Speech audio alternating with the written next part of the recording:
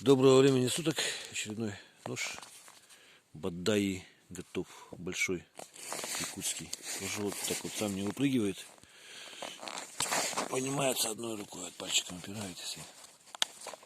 Нож в руке. Тут внутри можжевельник. Кожу не порежет. Вот по деревяшке получается лезвие заходит. Вот система. До щелчка вот так. Ага. И можно удлинить. То есть получается такая же прям вот сабелька такая уже.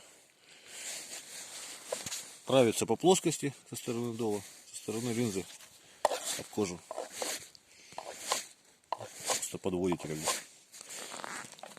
Ну и так вот построгаем второго лося. 9 ХС ручной ковки. Спуски прокованы, уплотнены. Ну, термичка удалась.